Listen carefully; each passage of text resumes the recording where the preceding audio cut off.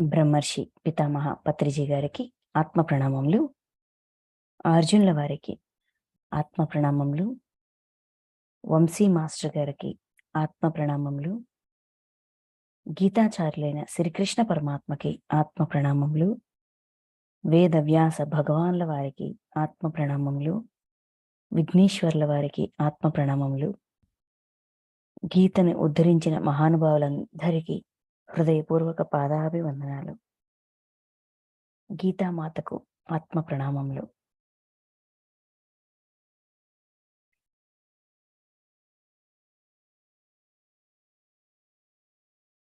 మనం ఇప్పుడు శ్రీమద్ భగవద్గీత 7వ అధ్యాయం జ్ఞాన విజ్ఞాన యోగం ప్రారంభించుకోబోతున్నాము.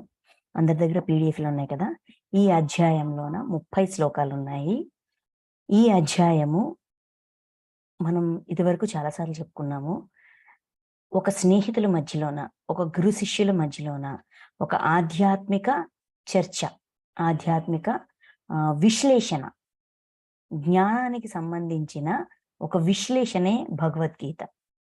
అర్జునుడికి వచ్చిన ఒక పరిస్థితి, ఆ పరిస్థితికి సంబంధించి అతనిలో, ఆ పరిస్థితి కారణంగా అతనిలో చాలా అనుమానాలు, భయాలు, డౌట్స్ అన్నీ ఉత్పన్నమయ్యాయి. ఆ కారణంగా శ్రీకృష్ణుడికి సహాయం అడుగుతారు, సలహా ఇమ్మంటారు. కృష్ణ పరమాత్మని సలహా అడుగుతారు. అప్పుడు కృష్ణుడు కొన్ని విషయాలు తెలియజేస్తారు. అర్జునుడు అడిగిన ప్రశ్నలు అర్జున విషాద యోగం అయితే, కృష్ణ పరమాత్మ ఇచ్చిన సమాధానాలు సాంఖ్యయోగం. సాంఖ్యయోగం అయిన తర్వాత సరే మీరు చెప్పారు, నేను విన్నాను, ఓకే మనం పదండి యుద్ధం చేద్దాం అనలా అర్జునుడు. ఎందుకంటే అక్కడ చాలా విషయాలు చాలా వివరంగా అందించబడ్డాయి. ఓకే, చాలా విషయాలు చాలా వివరంగా అందించబడ్డాయి. కానీ దేన్ని పట్టుకోవాలి? ఎందుకంటే సాంఖ్యయోగంలోన ఆత్మతత్వము, కర్మతత్వము రెండింటి గురించి చెప్తారు. జ్ఞానయోగ సహితంగా చెప్పాను, ఇప్పుడు కర్మయోగ సహితంగా చెప్తాను అని చెప్తారు. చెప్పిన తర్వాత అర్జునుడు మళ్ళీ స్థితప్రజ్ఞుడి లక్షణాలు ఏంటి అని అడుగుతారు. అప్పుడు స్థితప్రజ్ఞుడి లక్షణాలు చెప్తారు. సో ఇక్కడ ఏమొచ్చింది? 2 మార్గాలు చెప్పారు, జ్ఞానయోగము, కర్మయోగము.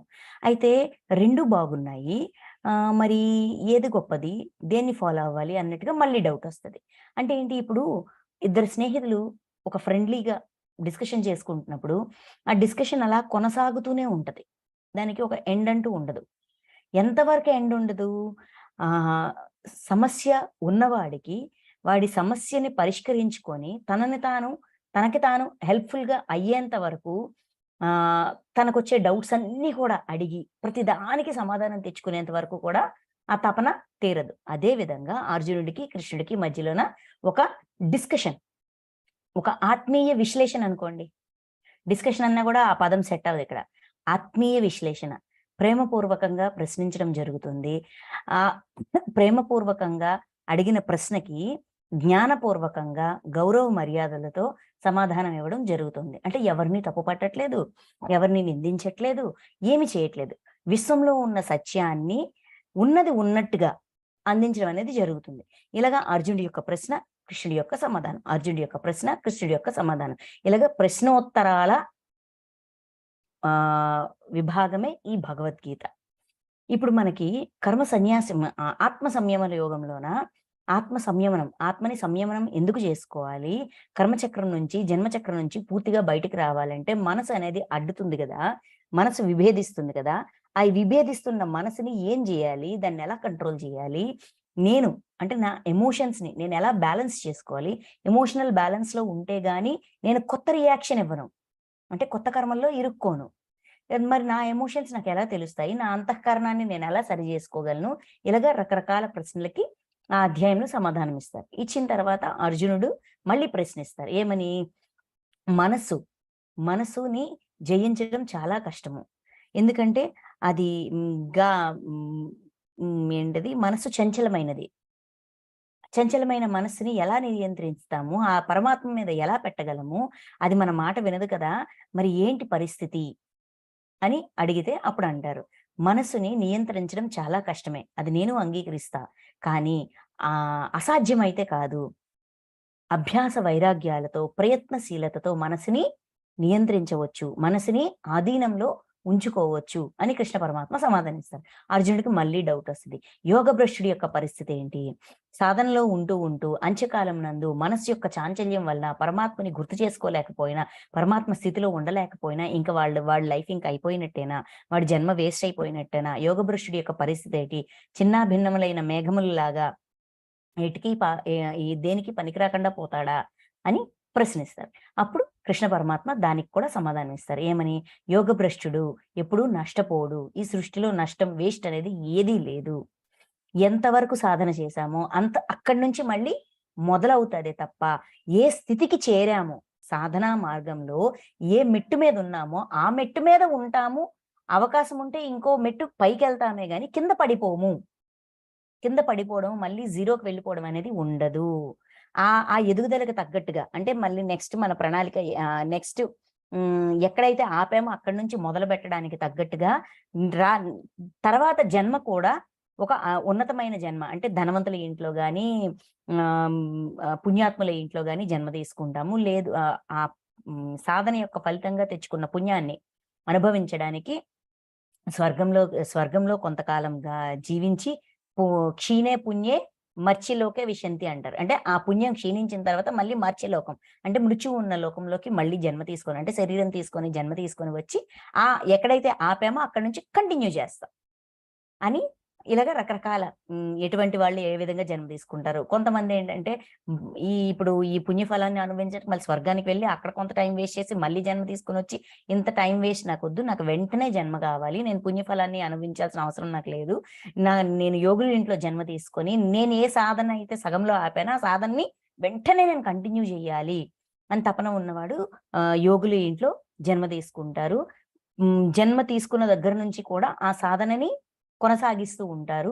ఆ విధంగా వాళ్ళ ఇంటి వాతావరణం, అంటే వాళ్ళ ప్రకృతి కూడా వాళ్ళకి సహాయ సహకారాలు అందిస్తుంది. చుట్టూ ఉన్న వాళ్ళందరూ దివ్యత్వంలోన, ధర్మంలోన ఉన్నప్పుడు ఆటోమేటిక్ గా మనం కూడా మన ధర్మాన్ని నిర్వర్తిస్తూ ఉంటాం. సో ఈ విధంగా యోగ భ్రష్టుడు ఎప్పుడు నష్టపోడు అని చెప్తూ కృష్ణ పరమాత్మ ఏమంటారంటే, యోగులందరూ ఇప్పుడు అందుకే యోగి భవ అర్జున అని చెప్తారు. అందుకే నువ్వు యోగివి కానాయన, యోగత్వం అన్నిటికంటే గొప్పది అని మనకు చూడండి. ఈ ఆత్మ సంయమ యోగంలోన 46, 47 ఈ 2 శ్లోకాలు ఏం చెప్తాడంటే, యోగి తాపసుల కంటే శ్రేష్ఠుడు, శాస్త్రజ్ఞుల కంటే శ్రేష్ఠుడు, సకామ కర్మలను ఆచరించేవాడి కంటే శ్రేష్ఠుడని భావింపబడును. తస్మాత్ యోగి భవ అర్జున అంటారు. కావున ఓ అర్జున నువ్వు యోగివి కా.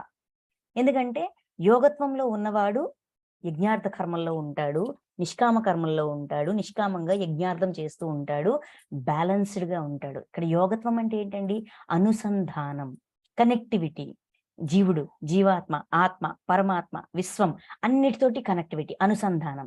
ఈ కనెక్టివిటీ అనేది, ఈ అనుసంధానం అనేది నిరంతరం కొనసాగించేవాడు యోగి. అంటే లోపల జీరో, బయట జీరో. ఈ లోపల ఎప్పుడైతే ఆలోచన పరంపర ఎప్పుడు స్తబ్దుగా అవసరమైనంత వరకు ఆలోచిస్తూ, అవసరం లేనప్పుడు ఆ తదాత్మ్య స్థితిలో ఉంటామో, ఆ జీరో స్టేజ్ లో ఉంటాము, మనం విశ్వంతో అనుసంధానమై ఉంటాం, విశ్వంతో కరెక్ట్ అయి ఉంటాం. అంటే విశ్వానికి, పరమాత్మకి, మనకి, మన ఆత్మకి, మనకి, మన జీవాత్మకి, జీవుడికి, మనందరికీ కూడా ఒక కనెక్షన్ అనేది ఎప్పుడు బ్రేక్ అవ్వకుండా ఉంటది. అదే యోగత్వం అంటే. అందుకని నువ్వు ఆ యోగివి కా అర్జున అని చెప్తూ ఏమంటారంటే, యోగులందరిలోనూ శ్రద్ధాళువై, అంటే యోగివై అవ్వడమే కాదు, శ్రద్ధ గల యోగి. అంటే శ్రద్ధ ఉండాలి. దేన్ని నేర్చుకోవాలనుకుంటున్నామో, ఏ టార్గెట్ అయితే పెట్టుకున్నామో ఆ టార్గెట్ ని రీచ్ అవ్వడానికి ఇష్టంగా, శ్రద్ధగా సాధన చేస్తూ ఉండాలి. అంతరాత్మను నాయందే లగ్నమునొచ్చి అనగా భక్తి విశ్వాసంతో నిశ్చలమైన దృఢమైన అనన్య భావంతో నాయందే స్థిరమైన మనోబుద్ధి రూప అంతఃకరణమును కలిగి నిరంతరం నన్నే భజింపుడు అని నాకు అలా భజించువాడు నాకు పరమ శ్రేష్ఠుడు. అంటే ఎవరైతే నిరంతరము పరమాత్మ తత్వంలో ఉంటారో, ఇక్కడ భజించడం అంటే ఏంటి? రామ రామ రామ, కృష్ణ కృష్ణ అని అనడమా? కాదండి. లక్షణాల్ని, అంటే ఆ దైవం, అందరిలోనూ దైవం ఉంది, అణువణువున దైవం ఉంది అనే సత్యాన్ని అంగీకరిస్తూ మనలో ఉన్న అహంకారాన్ని అహంకారం ఎప్పుడైనా లేస్తుంది. నేను, నాది అనేది ఏ స్థితిలోనైనా సరే లేస్తది. అయితే దాన్ని అర్థం చేసుకుంటూ ఓకే. నాకిప్పుడు నేను అనేదొచ్చిందా? నేను ఎవరిని? నేను దైవమే కదా! ఎదుటివాడు దైవమే కదా! వాడు చేస్తే వాడు ఒక ఘనతని సాధించాడంటే ఆ ఘనత అందరిది కదా! నేనెందుకు వ్యత్యాస భావంలో ఉండాలి? అని ఇలాగ మనకి మనం మనలో అహం లేచినప్పుడు మనకి మనం సరిదిద్దుకోవడం అనమాట. ఇదెలా కుదురుతుంది? విశ్వాసం. దైవం పట్ల విశ్వాసం. హ్మ్. హ్మ్. విశ్వం పట్ల విశ్వాసం, పరమాత్మ పట్ల విశ్వాసం, మన తత్వం పట్ల విశ్వాసం, మన బుద్ధి పట్ల మనకు విశ్వాసం. వీటన్నిటి కారణంగా మనం ఆ యోగత్వంలో నిరంతరం ఉండొచ్చు. శ్రేష్ఠుడుగా ఉండొచ్చు. అప్పుడు పరమాత్మ మనల్ని ఇష్టపడతారు. అంటే మనతో ఉంటారు. అంటే జీవుడు, పరమాత్మ యొక్క సంయోగం అనేది జరుగుతుంది. పరమాత్మ వేరేగా ఎక్కడ ఉన్నారంటే లేదు. సో, ఇప్పుడు ఏంటి? ఇప్పుడు ఏమన్నారు మనకి? అటువంటి అంతఃకరణం కలిగి ఉన్నవాడు పరమశ్రేష్ఠుడు. పరమశ్రేష్ఠుడయ్యి నేను పరమాత్మ స్థితికి వెళ్ళాలి అంటే, అసలు పరమాత్మ స్థితి అంటే ఏంటో నాకు తెలియాలి గదా! ఇంతవరకు కర్మతత్వం చెప్పారు. కర్మతత్వం అంటే మన కర్మల్ని మనం ఆచరిస్తూ బాధ్యతగా, కర్తవ్యంగా, యజ్ఞార్థంగా, నిష్కామంగా ఆచరిస్తూ యోగత్వంలోకి ఎలా రావాలి అనేది మనకి ఆహ్, నేర్పించారు. ఓకే. సో, సరే పరమాత్మ ప్రాప్తి అంటే ఏంటో మనం చాలా సార్లు ఇక్కడ చెప్పడము జరిగింది. మనం విశ్లేషించుకోవడము జరిగింది. అందరిలోను దివ్యత్వాన్ని, అందరిలో ఉన్న దైవాన్ని మొత్తం విశ్వంతో కనెక్ట్ అవ్వడమే పరమాత్మ స్థితి, పరమాత్మ తత్వం అని. అయితే ఈ విషయం చెప్పిన తర్వాత అర్జునుడు అర్జునుడు అడిగిన సారీ యోగభ్రష్టుడి యొక్క పరిస్థితి ఏంటి అనే ప్రశ్నకే సమాధానంగా ఈ శ్లోకాలన్నీ కూడా చెప్పబడుతున్నాయి. అయితే అక్కడ వరకు వచ్చిన నాలెడ్జ్ ఒక రేంజ్‌లో ఉంది. అక్కడి నుంచి అంటే ఇప్పుడు ఈ శ్లోకం ఈ జ్ఞాన విజ్ఞాన యోగంలో మొదటి శ్లోకం నుంచి కూడా జ్ఞానం యొక్క లెవెల్ మారింది. టాపిక్ మారిందనమాట. ఏంటి ఆ టాపిక్ అంటే జ్ఞానము, విజ్ఞానము సంబంధించిన విషయం చెప్తున్నారు. సో, అందుకని వేదవ్యాస భగవానుల వారు ఈ 30 శ్లోకాలు ఉన్న ఈ 30 శ్లోకాలని వేరేగా ఒక అధ్యాయం చేసి దానికి జ్ఞాన విజ్ఞాన యోగం అని పేరు పెట్టారు. కృష్ణుడు, అర్జునుడు ఇది జ్ఞాన విజ్ఞాన యోగం, ఇది భక్తి యోగం, ఇది కర్మ యోగం, ఇది కర్మ సన్యాస యోగం అని టైటిల్స్ పెట్టి చెప్పుకోలా. ప్రశ్న, సమాధానం ఈ ఫ్లో జరుగుతా ఉన్నది. ఇదంతా జరిగిపోయిన కొన్ని వందల ఏళ్ల తర్వాత ఇది గ్రంథస్థమైంది. ఆ గ్రంథస్థమైనప్పుడు ఎలాగైతే వేదాలన్నిటిని ఒక దగ్గర విడివిడిగా ఆ చిల్లాచెదురుగా ఉన్న వేదాలన్నిటిని ఒక దగ్గరగా తీసుకొచ్చి వాటిలో ఉన్న జ్ఞానానికి అనుగుణంగా వాటిని విభజించారో, అదే విధంగా భగవద్గీతలో ఉన్న సారాన్ని జ్ఞానానికి అనుగుణంగా ఆ శ్లోకాలని అధ్యాయాలుగా విభజించారు. సో, ఈ అధ్యాయానికి జ్ఞాన విజ్ఞాన యోగం అని పేరు పెట్టారు. జ్ఞాన విజ్ఞాన యోగము అంటే జ్ఞానానికి సంబంధించి, విజ్ఞానానికి సంబంధించిన నాలెడ్జ్ ఇందులో పొందుపరచబడింది. ఈ శ్లోకాలలో. కృష్ణ పరమాత్మ చెప్పిన ఈ శ్లోకాలలో. సరే, జ్ఞానం అంటే ఏంటండి? తెలియని విషయాన్ని తెలుసుకోవడం జ్ఞానం. మనం జ్ఞానంలోకి రానంత వరకు మాంసాహారం పర్వాలేదు. అది తినొచ్చు. తప్పులేదు అనేది మనకు తెలిసిన జ్ఞానం. ధ్యానంలోకొచ్చిన తర్వాత అది హింస. ఆ ప్రాణి యొక్క ప్రాణం తీసి కేవలం నోటి రుచి కోసం దాని ప్రాణం తీసి దాని మాంసాన్ని తినడం ఘోరమైన హింస. దానికి కూడా జీవించే హక్కుంది. దాని హక్కుని కాలరాసే అధికారం మనకి లేదు అని తెలుసుకున్నాం. ఏది సత్యము? ఏది ధర్మము? ధ్యానంలోకొచ్చాక తెలుసుకున్నది ధర్మం. అంతవరకు అది ధర్మమని కూడా మనకి తెలియలా. అంటే అంతవరకు ఉన్నది మాంసాహారం విషయంలో మనకు అంతవరకు ఉన్నది అజ్ఞానం. తెలియకపోవడం అజ్ఞానం. తెలుసుకున్నాక ఆ విషయం జ్ఞానంగా మారింది. ఆ విషయానికి సంబంధించి అజ్ఞానంలో ఉన్నాము. ఆ విషయానికి సంబంధించి జ్ఞానంలోకొచ్చాం. ఓకే. అలాగా జ్ఞానం అంటే కామన్‌గా జనరలైజ్డ్‌గా ఉండదు. ఒక్కొక్క విషయానికి సంబంధించి తెలియనంత వరకు అజ్ఞానం. ఆ విషయాన్ని తెలుసుకున్న తర్వాత అది జ్ఞానం. తెలుసుకున్న విషయాన్ని తెలియనంత వరకు అజ్ఞానం. తెలుసుకున్నాక జ్ఞానం. తెలుసుకున్న విషయాన్ని మనం అవగాహన చేసుకొని అనుభూతిగా జ్ఞానంగా మార్చుకున్న విషయాన్ని ఇంకొకరికి చెప్పాల్సి వచ్చినప్పుడు, ఇంకొకరికి దాన్ని పంచుతున్నప్పుడు వాళ్ళ స్థితికి అనుగుణంగా, వాళ్ళ ఆలోచన పరిధికి అనుగుణంగా, వాళ్ళ అవగాహన పరిధికి అనుగుణంగా ఆ జ్ఞానాన్ని మలుచుకుంటూ అందించడమే విజ్ఞానం. సో ఇక్కడ ఈ అధ్యాయం మొత్తం ఏం చెప్తారంటే పరమాత్మ తత్వం.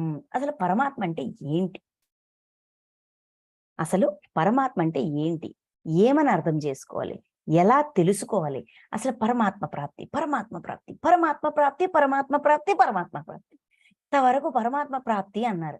అసలు పరమాత్మ ప్రాప్తి అంటే ఏంటి? పరమాత్మ అంటే ఏంటి? ఎలా ప్రాప్తింపజేసుకోవచ్చు? అసలు ఆయన ఎవరికి ప్రాప్తింపబడతారు? ఎవరు పొందగలరు ఆయన్ని? ఆయనంటే ఎక్కడ వేరేగా ఉంటారా? ఏంటి అని పూర్తిగా లోతుల్లోకి అసలు అంటే పరమాత్మ యొక్క సూక్ష్మ తత్వం గురించి తెలియవరిచేదే ఈ 2వ శతకం. అంటే 7వ అధ్యాయం మొదలు 12వ అధ్యాయం వరకు ఈ 6 అధ్యాయాలని కూడా భక్తి యోగం అంటారు. ఓకే. ఈ 6 అధ్యాయాల్ని 1వ అధ్యాయం నుంచి 6వ అధ్యాయం వరకు కర్మయోగం అంటారు. 7 నుంచి 12 వరకు భక్తి యోగం అంటారు. 13 నుంచి 18 వరకు జ్ఞాన యోగం అంటారు. అంటే భక్తి అంటే ఏంటి? మనకి తెలిసినంత వరకు, మనకు అర్థమైనంత వరకు, ఈ ఈ భగవద్గీతని నేను టచ్ చేయనంత వరకు, నాకు దీని యొక్క అవగాహన, దీని యొక్క జ్ఞానము నాకు తెలియనంత వరకు భక్తి అంటే దేవుణ్ణి పూజించడం. దేవుణ్ణి పూజించడం. పెద్దవాళ్ళు ఎలా చెప్తే అలా పూజించడమే భక్తి. ఎంత శ్రద్ధగా చేస్తే అంత భక్తి ఉన్నట్టు లెక్క. నాకు అర్థమైందది. బాగా పాలు, అభిషేకం అన్ని చేస్తే బోలెడు భక్తుంది. ఎక్కువ పోస్తే ఇంకా ఎక్కువ భక్తుంది. ఎక్కువ పూలు పూజ చేస్తే చాలా భక్తుంది. ఇలాగా ఈ విధంగా నేనున్న సమాజంలో ఇది సత్యం. నాకు తెలిసిన సత్యం భక్తి అంటే. కానీ ఎప్పుడైతే భగవద్గీతని టచ్ చేశామో, గీతలో చెప్పబడిన సత్యాలన్నీ విశ్వసత్యాలే కదా నిన్న. మొత్తం విశ్వసత్యాలే జ్ఞానమే. సో ఈ జ్ఞానం అర్థమైన విన్నాక, తెలుసుకున్నాక భక్తి అంటే నాకు అర్థమైన మీనింగ్ ఏంటంటే విశ్వాసం. భక్తి అంటే విశ్వాసం. దేని మీద విశ్వాసం? దైవం మీద విశ్వాసం. దైవం పట్ల విశ్వాసం. అనంతమైన విశ్వాసం. జరిగినా కూడా, ఏ సమస్య వచ్చినా కూడా, ఏం చేసినా కూడా దైవం ఉంది, నాకు సహాయ సహకారాలు అందిస్తుంది. ఏది ఏమైనా సరే నా దైవం నన్ను రక్షిస్తుంది. నేను దైవానికి అనుగుణంగా, అంటే నేను దివ్యత్వంలో ఉండడం భక్తి. దివ్యత్వపు లక్షణాల్ని నాలో అరవర్చుకోవడం భక్తి. దైవం పట్ల విశ్వాసం భక్తి. ఇలాగ భక్తికి చాలా డెఫినిషన్స్ ఈ 6 అధ్యాయాల్లో మనకి తెలుస్తాయి. ఓకే. సో మనం ఇంకా శ్లోకాల్లోకి వెళ్దాం. మొదటి శ్లోకం అందరికీ PDF వచ్చింది కదా, డౌన్లోడ్ చేసుకోండి, చెక్ చేసుకోండి. సో మొదటి శ్లోకం భగవాను వాచ అంటే అర్జునుడు అడిగిన అదే ప్రశ్న. యోగభ్రష్టుడి యొక్క పరిస్థితి ఏంటి అనే ప్రశ్నకి కంటిన్యూషన్ గా వస్తున్న సమాధానమే ఈ అధ్యాయం. ఓకే. నెక్స్ట్ శ్రీ భగవాను వాచ మొదటి శ్లోకం చూడండి. శ్రీ భగవానుడు పలికెను, ఓ పార్థ, అనన్య భక్తితో నాయందే ఆసక్తమైన మనస్సు కలిగిన వాడవై ఉండుము. అనన్య భావముతో మత్పరాయణుడవై యోగమునందు నిమగ్నుడవగుము. అట్టి నీవు సంపూర్ణ విభూతి, బల, ఐశ్వర్యాది గుణయుక్తుడను, సర్వప్రాణులకును ఆత్మస్వరూపుడను అయిన నన్ను సమగ్రముగా తెలుసుకొని విధమును వినుము. ఓకే. సో ఏం చెప్తున్నారు చూడండి. ఓ పార్థ, అనన్య భక్తితో నాయందే ఆసక్తమైన మనస్సు కలిగిన వాడై ఉండుము. అనన్య భక్తి అంటే అనన్యం అంటే ఏంటండి? అన్లిమిటెడ్, అన్యము కానిది. అంటే రకరకాల ఆలోచనలు, రకరకాల భావనలు, రకరకాల డిస్టర్బెన్సెస్, ఇప్పటి వరకు ఉన్న రకరకాల ఆలోచన పరంపర అదంతా పక్కన పెట్టి అనన్య భావముతో, అనన్య భక్తితో అంటే అనన్యమైన విశ్వాసం, అన్లిమిటెడ్ విశ్వాసంతో నాయందే ఆసక్తమైన మనస్సు అంటే మనస్సులో ఆసక్తి ఉండాలంట. ఎందుకు ఉండాలంట? ఇంతవరకు ఏమన్నారు? ఆసక్తిని తీసి పని చేయి అన్నారు. ఆసక్తిని వీడి పని చేయమన్నారు. కర్మ చేయమన్నారు. ఆసక్తి రహితంగా కర్మల్ని ఆచరించమన్నారు. అప్పుడే అది నిష్కామ కర్మ అవుతుంది అన్నారు. ఇక్కడ ఏమంటున్నారు? విశ్వాసం. అక్కడ పని మీద, భౌతికం మీద ఏమంటాము భౌతిక ప్రపంచం, పనులు, పని యొక్క ఫలితం మీద ఆసక్తిని తీయమన్నది. ఇక్కడేమంటున్నారు? దైవం పట్ల ఆసక్తి, విశ్వాసం. మనసులో విశ్వాసం పెట్టుకో.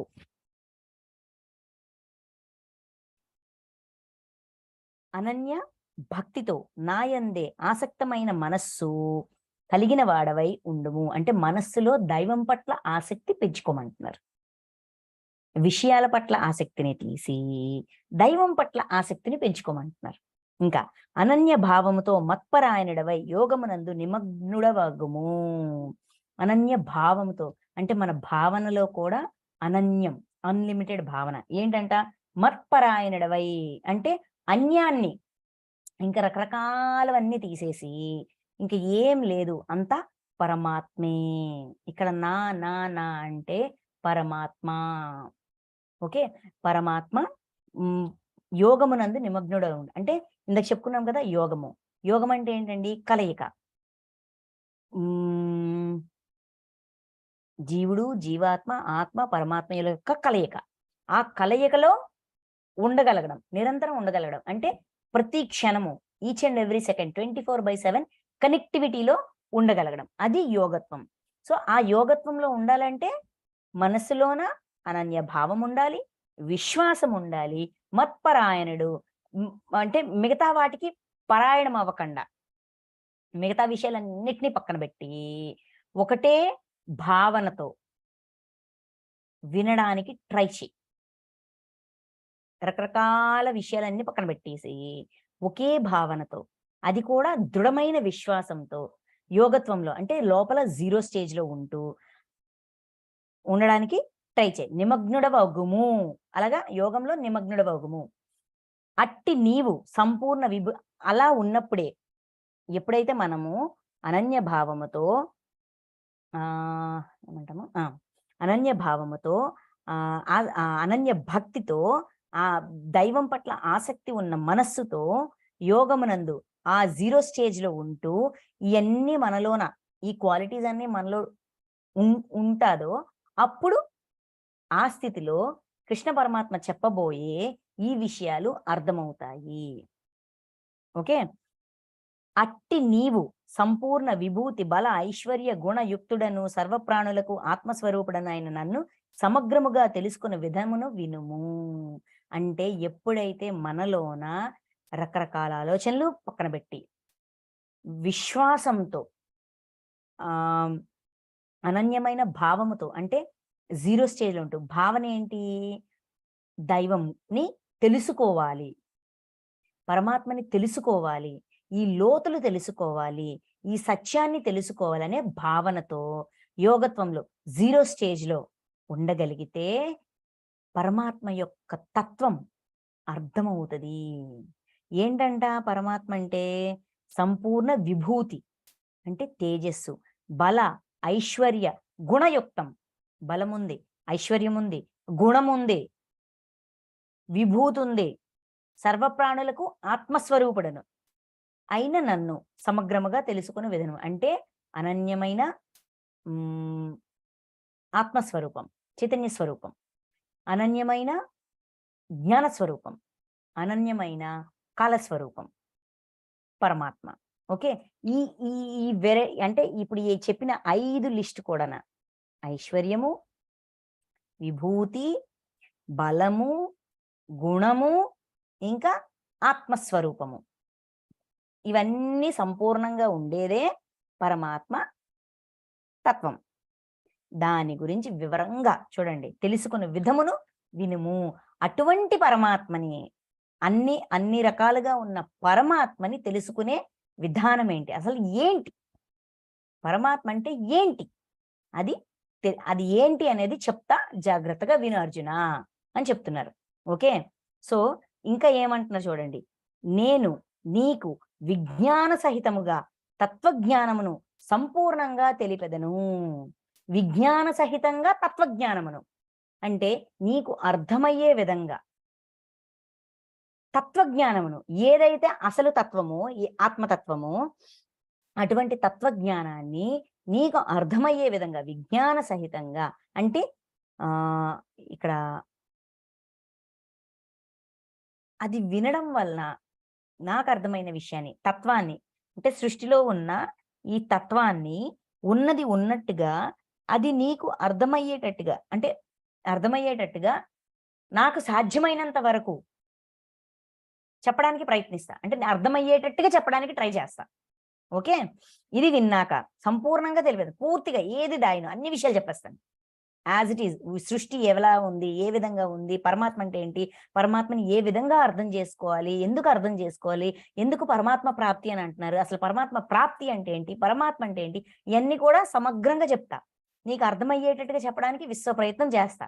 చెప్తా అని చెప్తూ, దీనిని ఎరింగిన పిమ్మట ఈ సత్యాన్ని, ఈ తత్వాన్ని, ఈ తత్వ జ్ఞానాన్ని ఎరింగిన పిమ్మట ఈ జగత్తులో తెలుసుకోవలసినది ఏదీనూ మిగలదు. ఇది తెలుసుకున్నాక ఇంకా తెలుసుకోవాల్సిందంటూ ఏమీ ఉండదు.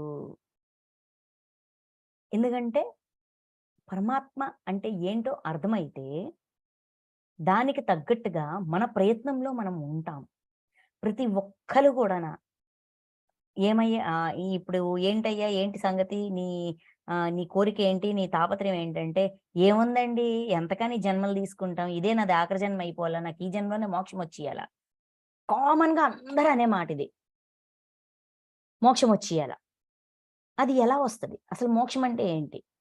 ఆ పరమాత్మ స్థితికి వెళ్ళడం మోక్షము అంటారు. మరి పరమాత్మ స్థితికి వెళ్ళడం మోక్షమైనప్పుడు అసలు పరమాత్మ అంటే ఏంటి? పరమాత్మ స్థితి అంటే ఏంటి అనేది తెలియాలి గదా! ఇప్పుడు వంకాయ కూర వండాలి. వంకాయ కూర వండాలంటే వంకాయ ఏంటో తెలియాలి. ఉల్లితో వండాలా? ఉల్లి లేకుండా వండాలా? మువ్వంకాయ వండాలా? మెంతొంకాయ వండాలా? వంకాయ వేపుడు చెయ్యాలా? ఏం చెయ్యాలో తెలియాలి గదా! తెలిస్తే దాని రెసిపీ. కూర. ఆ కూరలో రకాలుంటాయి. ఆ రకాల్లో ఒక్కొక్క రకానికి ఒక్కొక్క రెసిపీ ఉంటది. సో, ఏ ఏదైతే మన ఆఖరి గమ్యమో, ఆ గమ్యం అంటే ఏంటో తెలిస్తే కదా! ఆ గమ్యం వైపు మన ప్రయాణం ఏ విధంగా చెయ్యాలి అనేది అర్థమవుతది. సో, అందుకని దీన్ని తెలుసుకున్నాక ఇంక తెలుసుకోవాల్సిందంటూ ఏమీ ఉండదు. ఓకే. అల్టిమేట్ గోల్ అనేది పెట్టుకున్నాం. బట్ ఆ గోల్ ఎటువంటిది? తెలిస్తే దాన్నెలా రీచ్ అవ్వాలనేది మనం ప్లాన్ చేసుకుంటాం. దానికి తగ్గట్టుగా మనల్ని మనం మలుచుకుంటాం. ఓకే. సో, అది చెప్తున్నారు. చెప్తూ మూడో శ్లోకం. ఈ మొదటి 3 శ్లోకాల్లో గూడాన వివరణ ఇస్తారనమాట. ఈ పరమాత్మ తత్వాన్ని ఎందుకు తెలుసుకోవాలి? ఎలా అది చెప్పుతున్న విషయం అర్థం అవ్వాలంటే మనలో ఉండాల్సిన స్థితి ఏంటి? వినేటప్పుడు, అర్థం చేసుకునేటప్పుడు మనలో ఉండాల్సిన స్థితి అనన్య భక్తి, అనన్య భావము, యోగత్వము, ఆసక్తమైన మనస్సు. దేని మీద ఆసక్తి? దైవం పట్ల ఆసక్తి. ఓకే. సో, వేల కొలది మనుషులు మూడో శ్లోకం. వేల కొద్ది మనుషులలో ఎవడో ఒకడు మాత్రమే నన్ను గూర్చి తెలుసుకొనుటకు ప్రయత్నించును. అట్లు ప్రయత్నించిన వారిలో కూడా ఒకానొకడు మాత్రమే మత్పరాయణుడై నా తత్వమును అనగా నా యథార్థ స్వరూపమును ఎరుంగును. వేల కొలది మనుష్యులలో, అంటే ఈ సృష్టిలో, ఈ భూమి మీద కోటాను కోట్ల మనుష్యులు ఉన్నారు. వీళ్ళందరిలో ఎవడో ఒక్కడిలోనే ఈ ప్రశ్న ఉదయిస్తదంట. అసలు పరమాత్మ అంటే ఏంటి? పరమాత్మ తత్వం అంటే ఏంటి? తత్వ జ్ఞానం అంటే ఏంటి? అసలు జ్ఞానం అంటే ఏంటి? అసలు ఈ గోల ఏంటి? అనే ప్రశ్న ఎవడో ఒక్కడిలోనే వస్తదంట.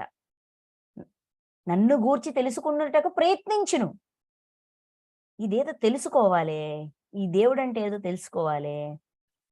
చూడండి ఎవరమ్మా అది గజేంద్ర మోక్షం. గజేంద్ర మోక్షంలో గజేంద్రుడు అంటారన్నమాట. లోకంబులు లోకేశులు లోకస్తులు తెగిన తుదిన్ నలోకంబకు పెంజీకటి కవ్వల నెవ్వండేకాకృతి వెలుగుచుండో ఆ పరమాత్మనే నేను, ఆ దైవాన్నే నేను మృక్కెదన్ అని గజేంద్రుడు ప్రార్థిస్తారు. అంటే లోకంబులు, లోకేశులు, లోకస్తులు తెగిన తుదిన్, వాళ్ళ తర్వాత లోకంబులు లోకాలు, లోకేశులు లోకస్తులు లోకాల్లో జీవించేవాళ్ళు, లోకేశులు అంటే లోకాల్ని పాలించేవారు. తెగిన తుది వాళ్ళ తర్వాత పెంజీకటి, దాని తర్వాత చీకటి. పెంజీకటి కవ్వల, దాని తర్వాత ఆ చీకటి తర్వాత ఎవరైతే నిత్యం ప్రకాశిస్తూ ఉంటారో ఆ దైవాన్ని నేను శరణు వేడుతున్నాను అని శరణు వేడుకుంటాడు గజేంద్రుడు. అందులో వస్తదనమాట ఈ శ్లోకం. సో, అంటే దానికి అర్థం ఏంటి? అన్నింటిని దాటి వీళ్ళందరినీ కూడా పాలించే ఒక సుప్రీం పవర్ అనేది ఉంది. ఆ సుప్రీం పవర్ ఉందని తెలుసుకోవడానికే చాలా సమయం పడతది. తెలుసుకున్నాక ఆ సుప్రీం పవర్ ఏం చేస్తుంది? ఆ సుప్రీం పవర్‌ని మనం ఎలా రీచ్ అవ్వాలి? అంటే ఆ పరమాత్మని ఎలా రీచ్ అవ్వాలి? అసలు పరమాత్మ అంటే ఏంటి అనే ప్రశ్న అనే ఆ తెలుసుకోవాలనే ప్రయత్నము ఇన్ని కోటాను కోట్లలో ఎవడో ఒక్కడికే అనిపిస్తదంట. ఓకే. వేల కొద్ది మనుషులలో ఎవరో ఒక్కళ్ళకి అంటే 1000లో ఒకడికి అనిపిస్తది. అట్లు ప్రయత్నించిన వారిలో గూడా ఒకానొకడు మాత్రమే మత్పరాయణుడై, అలా ప్రయత్నించిన వేలల్లో 1000కి ఒకడు ప్రయత్నిస్తే 1,00,000కి 100 మంది ప్రయత్నించినట్టు. ఈ 100 మందిలో కూడా ఎవడో ఒక్కడు మాత్రమే మత్పరాయణుడై, అన్యాన్ని వదిలేసి, అంతటిని వదిలేసి, వదిలేయడం అంటే ఏంటి? అందులో ఉంటాడు. కానీ తెలుసుకోవాలన్న తాపత్రయం లోపల ఉంటది. అంటే మనసులో ఉండే తాపత్రయం వేరు, బాహ్యంగా చేసే పని వేరు. మనసులో మత్పరాయణుడై ఇంక అన్యాన్నంతా వదిలేసి హ్మ్. పరాయణం అంటే ఏంటి? దానికి వశమైపోవడం. మత్పరాయణుడు అంటే ఆహ్, దేనికి వశమవ్వాలో దానికే వశమవుతాడు. ఇప్పుడు నాలెడ్జ్ కావాలి. ఇప్పుడేదైనా నేర్చుకోవాలి. మనం అన్నీ పక్కన పెట్టి దాని మీద దృష్టి పెడతామా లేదా? అంటే పనులు మానేస్తున్నామా? మానట్లా. కానీ పని చేస్తున్నా కూడా మన దృష్టి దీని అర్థం ఏమయ్యుంటది? ఇది ఎలా తెలుసుకోవాలి? ఈ పని ఎలా చెయ్యాలి? ఇప్పుడేదైనా ఫంక్షన్ ఉంది. ఫంక్షన్ ఉంటే ఆ ఫంక్షన్ కోసం ఎలా ప్రిపరేషన్ చేయాలి? ఎన్ని పువ్వులు తెప్పించాలి? లేదంటే ఎన్ని కుర్చీలు తెప్పించాలి? ఎంతమంది భోజనాలు? ఏంటి అనేది ఈ ఆలోచన అనేది మన బ్రెయిన్‌లో రన్ అవుతా ఉంటది. మన పనులు మనం చేస్తా ఉంటాం. ఏవి మానం. బ్రేక్‌ఫాస్టు, లంచు, డిన్నరు లేదంటే ఇంటి పని, లేదంటే office work, school work, college work ఇయన్నీ చేస్తానే ఉంటాం. కానీ ఆలోచన ఎక్కడుంటది?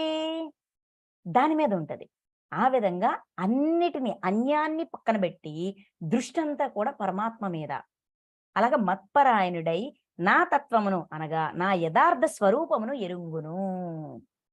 అటువంటి వాడు ఆ విధంగా అటువంటి తాపత్రయంతో పరమాత్మ యొక్క స్వరూపాన్ని తెలుసుకోవడానికి విపరీతమైన సాధన చేస్తాడు, ప్రయత్నం చేస్తాడు.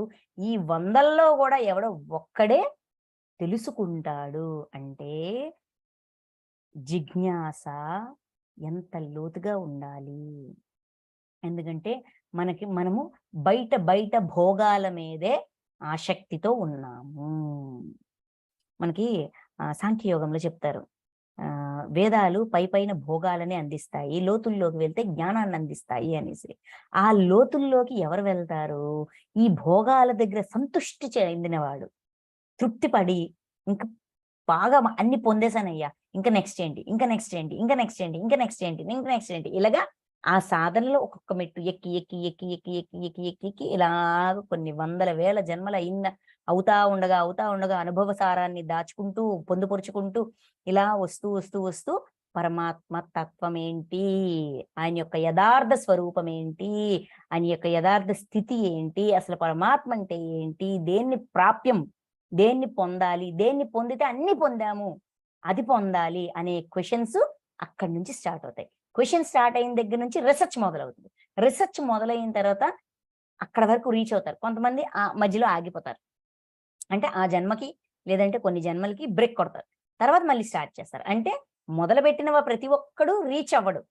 స్లోగా ఒకళ్ళ తర్వాత ఒకళ్ళు, ఒకళ్ళ తర్వాత ఒకళ్ళు, ఒకళ్ళ తర్వాత ఒకళ్ళు మెల్లమెల్లగా ఎవడో ఒక్కడు మాత్రమే మత్పరాయణుడై తత్వమును, యథార్థ స్వరూపమును, నా తత్వమును, యథార్థ స్వరూపమును తెలుసుకుంటారు. ఓకే. సో, అంటే ఏంటండి ఇక్కడ? ఎవడో ఒక్కడే అన్నారు కదా! ఆడెవడో ఏంటో మహానుభావుడు అని చెప్పి వదిలేయమనా? ఆ ఒక్కడు నువ్వవ్వాలి. ఆ ఒక్కడు మనమవ్వాలి. అది మనకిస్తున్న సందేశం.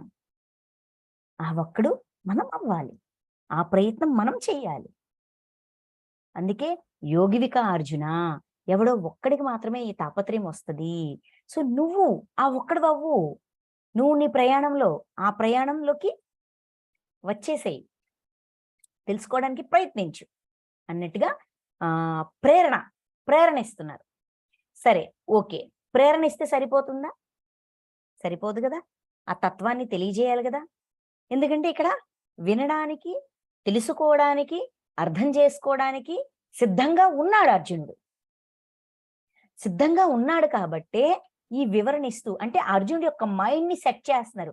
ఏమైనా పక్క పక్క ఆలోచనలు, రకరకాల ఆలోచనలు ఉన్నాయి కదా, అన్నీ తీసేసేయి, ప్రశాంతంగా ఉండు, నిశ్చలంగా ఉండు, మనస్సులో ఆసక్తి, దేని పట్ల ఆసక్తి? పరమాత్మ ప్రాప్తి పట్ల ఆసక్తి ఉంచు, విశ్వాసంతో ఉండు, యోగత్వంలో ఉండు, అర్థమవుతుంది అని అర్జునుడిని ప్రిపేర్ చేశారనమాట. ఇలాగా ఎవడో కోటాను కోట్ల ఎవడో ఒక్కడే ఈ స్టేజ్కి వస్తాడు, నువ్వు ఆల్రెడీ ఆ స్టేజ్కి వచ్చావు కాబట్టి అవకాశాన్ని వదులుకోకు. ఎన్నో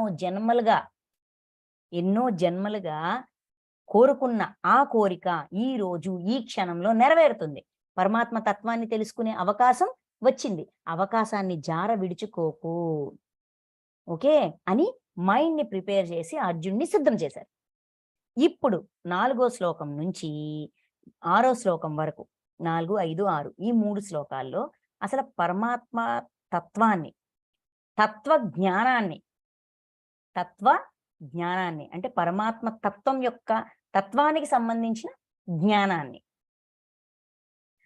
అర్థం చేసుకోవాలంటే ఎక్కడ మొదలు పెట్టాలి, ఎలా మొదలు పెట్టాలి?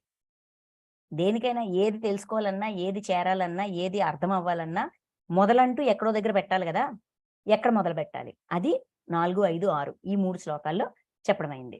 ఓకే, చూడండి, 4, 5 కల్పించారు. ఓ మహాబాహో, భూమి, నీరు, అగ్ని, వాయువు, ఆకాశము, మనస్సు, బుద్ధి, అహంకారము ఈ 8 అని నా ప్రకృతి 8 విధములుగా కలదు. 8 భేదములు గల ఈ ప్రకృతిని అపరా లేదా జడ ప్రకృతి అని అందురు. ఇదిగాక ఈ సంపూర్ణ జగత్తును ధరించునట్టి మరి ఒక ప్రకృతి గలదు, అది ఏనా జీవరూప పరా ప్రకృతి లేదా చేతనా ప్రకృతి అని తెలుసుకొనుము. తత్వజ్ఞానాన్ని తెలుసుకోవాలంటే ఫస్ట్ ఎక్కడ మొదలు పెట్టాలి? దృష్టికోణం. మన దృష్టి ప్రకారం మనం ఏ ఆకారాన్ని చూస్తున్నామో ఆ ఆకారం పట్ల మనకు ఒక అభిప్రాయం ఉంది. ఆ అభిప్రాయం ఎప్పటికీ అలానే ఉండిపోతుంది. ఆ ఆకారంలో మార్పు వచ్చినా కూడా మన అభిప్రాయంలో మార్పు రాదు. అవునా కాదా? ఫిక్స్డ్ ఒపీనియన్స్, ప్రతి దాని గురించి ఫిక్స్డ్ ఒపీనియన్స్ ఉంటాయి. ఫిక్స్డ్ ఒపీనియన్స్ ఉన్నప్పుడు ఏది అర్థం కాదు. అందుకే అర్జున్ మైండ్ ని ఫిక్స్డ్ ఒపీనియన్స్ నుంచి తీసేశారు. ఓపెన్ మైండ్ తో ఉండు అర్జున, అర్థమవుతుంది. ఫిక్స్డ్ ఒపీనియన్స్ తో ఉంటే అర్థం కాదు. మత్పరాయణుడివై అన్నిటికీ, అంటే ఇప్పటి వరకు దేనికైతే పరాయణం అయ్యావో, సరెండర్ అయ్యావో, ఆ సరెండర్నెస్ నుంచి బయటికి రా. ఓపెన్ మైండ్ తో ఉండు, అప్పుడే అర్థమవుతుంది. ఓకే అని చెప్తూ ఏమంటున్నారు చూడండి. భూమి, నీరు, అగ్ని, వాయు, ఆకాశము, మనస్సు, బుద్ధి, అహంకారం ఈ 8.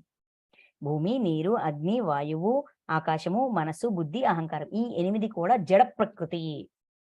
అపరా ప్రకృతి, జడం అంటే సాలిడ్ అన్నమాట, వస్తు సముదాయం. ఇవన్నీ కూడా వస్తు సముదాయంలోకి తీశారు.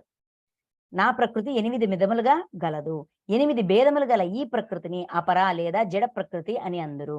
చూడండి, మనము క్రిందటి అధ్యాయంలోన ఏంటిది గుణములు ప్రకృతి జనితములు అని చెప్పుకున్నప్పుడు, ప్రకృతి అంటే మన దృష్టిలో పంచభూతాలు, వృక్షాలు, చెట్లు, కొండలు, చేమలు ఇవన్నీ ప్రకృతి కదా. అయితే అక్కడ ఏం చెప్పుకున్నాము? అది మూల ప్రకృతి. మన చుట్టూ ఉండే సరౌండింగ్స్, మన చుట్టూ ఉండే పరిస్థితులు మన స్వీయ ప్రకృతి. ఇలా అర్థం చేసుకుంటే ఆ జ్ఞానం అందుకోవడానికి, అంటే మన గుణాల్ని ప్రేరేపించే పరిస్థితులు మన గుణాన్ని ప్రేరేపిస్తాయి. మన గుణం యొక్క ప్రేరణ వల్ల మనం ఒక పని చేస్తాం. అది మంచి కావచ్చు, చెడు కావచ్చు, అది తర్వాత తెలుస్తుంది. పని చేస్తాం. సో పని చేయడం వెనక గుణం కారణము. గుణం ఎలాగ ప్రేరేపితం అవుతుంది? ప్రకృతి వల్ల ప్రేరేపితం అవుతుంది అని చెప్పుకున్నాం కదా. అయితే ఇక్కడ కృష్ణ పరమాత్మ ఏం చెప్తున్నారు? అది ఒక టైప్ ఆఫ్ అనలైజేషన్, విశ్లేషణ. ఇది ఇంకొక విశ్లేషణ. ఏంటని?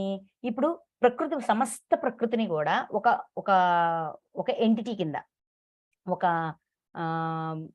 ఒక బ్యాగ్ లో తీసుకుంటే, ఒక బ్యాగ్‌లో ప్రకృతి మొత్తాన్ని బ్యాగ్‌లో తీసుకుంటే, ఆ ప్రకృతిని 2గా విభజించారు. అపరా ప్రకృతి, పరా ప్రకృతి. అపరా ప్రకృతి ఏంటంట జడం. అంటే కంటికి కనిపించేది. జడం అంటే ఏంటి? దానికొక రూపం ఉంది. జడం అంటే కదలనిది అని కాదు. దానికొక రూపం ఉంది. దానిలో కదలికలు ఎప్పుడొస్తాయి? కదలాల్సిన అవసరం వచ్చినప్పుడొస్తాయి. కానీ అంతవరకు ఏముంటది? కదలిక లేకుండా ఉంటది. ఏంటంటది? భూమి, వాయువు, నీరు, అగ్ని, ఆకాశము, మనస్సు, బుద్ధి, అహంకారం. ఇయన్నీ కూడా. అంటే పంచభూతాలు ప్లస్ బుద్ధి ప్లస్ మనస్సు ప్లస్ అహంకారం. ఈ పంచభూతాలు ఏం జేస్తాయండి? ఈ శరీరము కనిపించే ఈ భౌతిక శరీరము ఈ పంచభూతాత్మకమైనది. అంటే ఈ కనిపించే ఈ ఆకారం, ఈ ఆకారంలో ఉండే బుద్ధి, మనస్సు, అహంకారం ఇయన్నీ కూడా అపరా ప్రకృతి. మనం జీవుడు అంటాం గదా! అది. అయితే ఇదే కాక ఇంకొకటుంది. ఇంకొక ప్రకృతి ఉంది నాది. అదేం చేస్తుంది? ఈ సమస్త విశ్వాన్ని ధరిస్తుంది. ధరించడం అంటే ఏంటండి? ధరించడం అంటే బాధ్యతని వహించడం. ఆహ్, తన పైన ఇలాగ కప్పుకుంటుంది. లేదంటే హ్మ్. ఎలా చెప్పొచ్చు? సంపూర్ణ జగత్తును ధరించినట్టి మరి ఒక ప్రకృతి. ఈ జగత్తంతా నిండి నిమిడీకృతమయ్యుంది.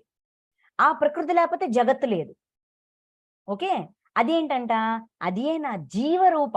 అంటే జీవరూప పరాప్రకృతి. జీవం ఉన్నది. ఇదంతా జడం. ఇది జీవం. అపరాప్రకృతి జడం. పరాప్రకృతి జీవం. ఎప్పుడైతే ఈ జడంలోకి ఈ జీవం వస్తుందో ఇది జీవాత్మ అవుతుంది. ఇది ఒక పూర్తి ప్రాణి. పూర్తి ప్రాణిగా మారుతుంది. జడము, జీవము. అపరా, పర. ఓకే. ఈ జీవ ప్రకృతి, జీవరూప పరా ప్రకృతి లేక చేతనా ప్రకృతి అంటే చైతన్యం ఉన్నది. చైతన్యాన్ని ఇవ్వగలదు. జడంలోన చైతన్యాన్ని ఇవ్వగలిగేది. జడ పదార్థానికి కదలికలు ఇవ్వగలిగే చేతనా ప్రకృతి అని తెలుసుకొనుము. అంటే మనసు, బుద్ధి, అహంకారము, పంచభూతాత్మకమైన శరీరము జీవుడైతే, ఈ జీవుడిలోన చైతన్యాన్ని తీసుకొచ్చేది జీవాత్మ. జీవాత్మ ఏంటి? చైతన్య స్వరూపం. ఓకే. జడము, ఆహ్, జీవము. అపర, పర. ఓకే. సో, ఈ విధంగా ఉంటాది. ప్రకృతి మొత్తాన్ని ఈ విధంగా మనం డివైడ్ చేసుకుంటే విషయం అర్థమవుద్ది. ఏంటా విషయం? పరమాత్మ తత్వం. తత్వ జ్ఞానం అర్థమవ్వాలంటే ప్రతి దాన్ని గూడా విడివిడిగా చూడు. ఎలా? జడం, జీవం. అపరా, పరా. అపరా ప్రకృతి, పరా ప్రకృతి. అంటే శరీరము, బుద్ధి, మనస్సు, అహంకారం ఇయన్నీ కూడా జడ పదార్థాలు. ఇవన్నీ ఎప్పుడు ఎవరి వల్ల ప్రేరేపితమవుతాయి? లోపలుండే జీవాత్మ వల్ల. ఈ జీవాత్మ వచ్చి చేరాక ఇవన్నీ గూడా పనిచేస్తుంటాయి. అంటే ఎలా అంటే, ఇప్పుడు ఈ ఫ్యానుంది. ఓకే. ఈ ఫ్యాన్ అలాగే ఉంటది. కదలదు, మెదలదు ఏమీ ఉండదు దానిలోన. జస్ట్ అలా ఆకారం కనిపిస్తుంటది. అలా ఉంటది. ఎప్పుడైతే స్విచ్ ఆన్ చేస్తామో ఇది కదులుతది. అక్కడెక్కడో గోడ మీదున్న స్విచ్‌కి, సీలింగ్‌కున్న ఫ్యాన్‌కి ఎలాగండి కనెక్షను? స్విచ్ ఆన్ చేస్తే ఫ్యాన్ ఎలా తిరిగింది? స్విచ్ ఆన్ చేసినప్పుడు ఆ వైర్ ద్వారా దీనిలోకి చైతన్యం వచ్చింది. ఆ చైతన్యం యొక్క రూపం ఏంటి? Electrical energy. ఈ చైతన్యం యొక్క రూపం ఏంటి? Cosmic energy. Soul energy. శక్తి. శక్తి యొక్క రకరకాల పేరులు, రకరకాల రూపాలు. కానీ శక్తి, చైతన్యం. చైతన్యం రానంత వరకు అది జడంగా ఉంది. చైతన్యం ఎప్పుడైతే వచ్చి కలిసిందో అది దానిలో కదలికలొచ్చాయి. ఓకే. జడం కాస్త చైతన్యవంతమయ్యింది, తిరిగింది, పనిచేసింది. కదలికలొచ్చాయి దానిలో. అదే విధంగా అపర, పర రెండిటిగా చూడు. 2గా విభజించుకుంటే అర్థమవుతది. ఓకే. నెక్స్ట్ ఈ విధంగా తెలుసుకోవాలి. అంటే ఇంకా సింపుల్ గా చెప్పాలంటే కంటికి కనిపించేది గుణాలతో ఉన్నది అపరాప్రకృతి. కంటికి కనిపించనిది ఆత్మస్వరూపంగా ఉన్నది, చైతన్యంగా ఉన్న ఆత్మస్వరూపంగా అంటే సోల్. కంటికి కనిపిస్తదా? కనిపించదు. గానీ దాని యొక్క యాక్టివిటీస్ తెలుస్తుంటాయి కదా! సో, అదనమాట. సో, కంటికి కనిపించేది అపరాప్రకృతి. కంటికి కనిపించేది గుణాలతో ఉన్నది అపరాప్రకృతి, జడ ప్రకృతి. కంటికి కనిపించనిది ఆత్మస్వరూపంగా ఉన్నది, చైతన్యంగా ఉన్నది పరాప్రకృతి.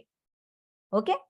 కన్‌ఫ్యూజన్ ఏం లేదు. చాలా క్లియర్‌గా ఉంది. ఇందులో కన్‌ఫ్యూజన్ అవ్వాల్సిన అవసరమే లేదు. ఓకే. సింపుల్. నెక్స్ట్ 6వ శ్లోకం. ఓ అర్జునా! సమస్త ప్రాణులను ఈ 2 విధములైన ప్రకృతుల నుండియే ఉత్పన్నములగుచున్నవి. ఈ జగత్తు యొక్క ప్రభావము పుట్టుకయు, ప్రళయము లీనమగుటయు నా వలననే జరుగుచున్నవి. నా వలననే జరుగుచున్నవి అనగా ఈ సంపూర్ణ జగత్తునకు నేను మూల కారణము. ఓకే. అంటే పరమాత్మ తన యొక్క ఐడెంటిటీని ఇక్కడ రివీల్ చేస్తున్నారు. ఏంటంట? సమస్త ప్రాణులను ఈ 2 విధములైన ప్రకృతుల నుండే ఉత్పన్నములగుచున్నాయి. అంటే అపరాప్రకృతి నుంచి శరీరము, బుద్ధి, మనసు, అహంకారం వస్తున్నాయి. పరాప్రకృతి నుంచి చైతన్యం వస్తుంది. ఈ 2 కలిపి ప్రాణులు తయారవుతున్నాయి. సృష్టిలో ఉన్న సమస్త ప్రాణులు అంటే మనుషులనే కాదండోయ్! చెట్టులు, చేమలు, కొండలు, నదులు, జంతువులు, క్రిమి కీటకాదులు, సూక్ష్మ క్రిములు, వైరస్, బ్యాక్టీరియాతో సహా ఈ రెండింటి నుంచే వస్తున్నాయి, ఉత్పన్నమవుతున్నాయి. అపరాప్రకృతి ప్లస్ పరాప్రకృతి కలిస్తేనే సమస్త ప్రాణి సముదాయం. ఓకే. ఈ జగత్తు యొక్క ప్రభావము అంటే పుట్టుకయు, ప్రళయము లీనమగుటయు నా వలననే జరుగుచున్నవి. ఇవన్నీ ఏ విధంగా జరుగుతున్నాయి? ఇక్కడ పుట్టడం అంటే జన్మ, ప్రళయం అంటే మృత్యువు, దెన్ ఎండింగ్. ఇది స్టార్టింగ్, ఇది ఎండింగ్. ఓకే. ప్రళయము, పుట్టుక, ప్రళయం ఈ 2 కూడా ఎవరి వల్ల జరుగుతున్నాయి? పరమాత్మ వలననే జరుగుతున్నాయి. అంటే దానికి కావాల్సినవన్నీ ఆయన అందిస్తున్నారు. ఇప్పుడు ఈ పంచభూతాలు, మనసు, బుద్ధి, అహంకారం ఈ ఎంటిటీస్ అన్నీనా ఎవరు తయారు చేశారండి? పరమాత్మ నుంచే కదా వచ్చాయి. ఆయన నుంచే ఉత్పన్నమయ్యాయి కదా! అలాగని పోనీ ఈ పరాప్రకృతి అయినా ఈ చైతన్యం ఎక్కడి నుంచి వచ్చింది? ఆత్మస్వరూపము పరమాత్మ నుంచి ఉద్భవించింది. ఆయన నుంచి ఉద్భవించింది. మళ్ళీ దాని సమయం అయిపోయిన తర్వాత మళ్ళీ ఇంకొక రూపం మార్చేసుకొని మళ్ళీ ఇంకో రూపం తెచ్చుకుంటది. ఒకసారి కనిపిస్తది, ఒకసారి కనిపించదు. ఇది బాడీ తీసుకుంటది, బాడీ వెకేట్ చేస్తుంటది. ఇలాగా ఇవన్నీ కూడా ఏ విధంగా ఎవరి ఆధీనంలో, అదుపు ఆజ్ఞల్లో, ఎవరి కంట్రోల్‌లో అవుతున్నాయి, మేనేజ్‌మెంట్‌లో అవుతున్నాయి అంటే పరమాత్మ యొక్క మేనేజ్‌మెంట్‌లో ఇవన్నీ జరుగుతున్నాయి. అనగా ఈ సంపూర్ణ జగత్తుకు నేనే మూల కారణము. ఈ సంపూర్ణ జగత్తుకు నేనే మూల కారణము. అంటే ఈ సృష్టి మొత్తం కూడానా నా నుంచి ఉద్భవించింది. ఈ విధంగా జరగడానికి ఏదైనా సరే ఒక పుట్టుక జరిగింది, ఒక మృత్యు జరిగింది, లేదంటే ఒక ఇది జరిగింది. ఇయన్నీ కూడానా మేనేజ్ చేసేది నేనే, పరమాత్మ. ఇక్కడ ఈ అధ్యాయం మొత్తం జ్ఞాన విజ్ఞానం యోగం మొత్తం నేను నేను నేను అని అసలు ఇక్కడ నేను అంటే పరమాత్మ. ఓకే. శ్రీకృష్ణుడు ద్వారా పరమాత్మ అందిస్తున్న జ్ఞానం. ఎందుకు అంటే ప్రతి ఒక్క వ్యక్తిలోన నిర్వాణమయ ఈ శరీరం 7 శరీరాల యొక్క కలయిక. 7వ శరీరమైన నిర్వాణమయ కోశం ప్రతి శరీరంలోన, ప్రతి మనిషిలోనూ ఉంటుంది. ఆ నిర్వాణమయ కోశం ద్వారా పరమాత్మ జ్ఞానాన్ని అందిస్తూ ఉంటారు. తీసుకోవడానికి మనం సిద్ధంగా ఉన్నప్పుడు, దానికి కావాల్సిన క్రైటీరియా మనం ఫుల్‌ఫిల్ చేసినప్పుడు, 0 స్టేజ్ అనే క్రైటీరియాని ఫుల్‌ఫిల్ చేసినప్పుడు. ఓకే. సో, ఇది చెప్పారు. ఓకే. 7వ శ్లోకం నుంచి 11వ శ్లోకం వరకు ఏం చెప్తారంటే, జగత్తంతా కూడా పరమాత్మే. ఎలా ఉన్నారు? ఇంతవరకు ఏం చెప్పారు? ప్రాణి సముదాయము ఏ విధంగా ఉత్పన్నమవుతుంది? ప్రాణి సముదాయము ఏ విధంగా ఉత్పన్నమవుతుంది? ఎలా ఉత్పన్నమవుతుందంటే ఎలా తెలుస్తుంది? అందుకని అపరాప్రకృతి, పరాప్రకృతిగా చూడు. అపరాప్రకృతి ఏంటయ్యా అంటే పంచభూతాలు, బుద్ధి, మనసు, అహంకారం. పరాప్రకృతి ఏంటయ్యా అంటే చైతన్యం. ఇది జడము, ఇది చైతన్యము, ఆత్మస్వరూపం. ఈ రెండిటి యొక్క కలయిక ద్వారా సృష్టి సమస్త ప్రాణులు ప్రాణి సముదాయం ఉత్పన్నం అవుతుంది. ఈ ప్రాసెస్ అంతా ఎవరు చేస్తున్నారంటే నేనే చేస్తున్నాను. అంటే పరమాత్మ యొక్క ఆధీనంలో, పరమాత్మ యొక్క సంకలనంలోన ఇవన్నీ జరుగుతున్నాయి. పరమాత్మ యొక్క ఆర్గనైజేషన్ అనుకోండి, మేనేజ్మెంట్ అనుకోండి, లేదంటే ఏమంటారు, సంచాలకుడుగా ఉంటూ అన్ని జరిగేటట్టుగా చూస్తున్నారు. ఓకే, నెక్స్ట్ 7 నుంచి 11. ఓ ధనంజయ, నాకంటేను పరమ కారణమైనది ఏదీనూ లేదు. ఈ జగత్తునందలి వస్తువులన్నీ సూత్రమణుల వలె నాయందే కూర్పబడి ఉన్నాయి. అంటే ఈ జగత్తులో నాకంటే పరమ కారణమైనది ఏదీనూ లేదు. అంటే ఈ ప్రజలు, మనుషులు, జంతువులు, జీవులు ఏ కారణంగా జన్మలు తీసుకుంటున్నాయి, ఏ కారణం కోసం సాధన చేస్తున్నాయి, అసలు ఏ కారణం కోసం జన్మ పరంపరలోకి వచ్చే హాయిగా ఆత్మతలంలో ఉండకంట. అందరూ దేనికి వచ్చారు? పరమాత్మ తత్వాన్ని తెలుసుకోవడానికి. అంటే మూల కారణం, ప్రతి ఒక్క ప్రాణి యొక్క మూల కారణం ఏంటి? పరమాత్మని చేరాలి, పరమాత్మ ప్రాప్తి. అంటే నాకంటా వేరే కారణం ఏమీ లేదు. ఈ నాకంటేను పరమ కారణమైనది ఏదీనూ లేదు. ఇంతకు మించిన కారణం ఏ ప్రాణికి లేదు. ప్రతి ప్రాణి కూడా పరమాత్మ ప్రాప్తి, మోక్షము, అక్కడ ఆ స్థితికి ఎక్కడి నుంచి వచ్చానో అక్కడికి వెళ్ళిపోతే నా పని అయిపోతుంది. అంటే జన్మ వెనక, కర్మల వెనక, లేదంటే పరంపర వెనక, ఆత్మ నుంచి పరమాత్మ నుంచి ఆత్మలుగా విడివడి, ఆత్మ నుంచి జీవాత్మగా విడివడి, శరీరధారులమయ్యి ఇన్ని డక్కాముక్కీలు తింటూ, ఇన్ని జన్మలు తీసుకుంటూ ఇవన్నీ చేస్తుంది దేనికయ్యా అంటే పరమాత్మ ప్రాప్తి. అంటే పరమ కారణం ఎవరు? పరమాత్మ. అవునా కదా? సో ఇక్కడ పరమ కారణమైనది ఏదీ లేదు. నాకంటే పరమ కారణమైనది ఏదీ లేదు. అంతే కదా? ఎలాంటి వాళ్ళైనా అంటారు, బా ఆ దైవంలో కలిసిపోవాలబ్బా, కలిసిపోతే పని అయిపోతుంది అంటామా లేదా? అంటే ఫైనల్ టార్గెట్ ఏంటి? అది. అంటే పరమ కారణం ఏంటి? ముఖ్యమైన కారణం ఏంటి? పరమాత్మ ప్రాప్తి. ఈ జగత్తునందలి వస్తువులన్నీను సూత్రమణుల వలె నాయందే కూర్పబడి ఉన్నాయి. అంటే సరే, ఇప్పుడు ఆ పరమాత్మ ప్రాప్తే కారణము, అందుకోసమే అన్ని వస్తున్నాయి, బానే ఉంది.